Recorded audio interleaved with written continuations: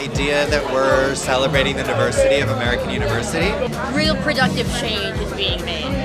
One of the true pivotal pieces of AU, which is all of us coming together with all of our diverse identities. All the amazing alumni who are making a difference in the world, and I get to meet. So I feel very privileged to get to know all of these people. I think MCAR is a great opportunity for a lot of the alumni groups to come together, celebrate, also network and strategize about how we can make sure we have a community that's full and lively, and is also acknowledging all the different experiences that come through AU. Reuniting with everyone, reconnecting with old friends and making new friends. That's what excites me most about MCAR. So many good memories from AU, and the fact that we're all back here together, it's kind of a way to create some new ones and relive the old ones. It's one of my favorite things.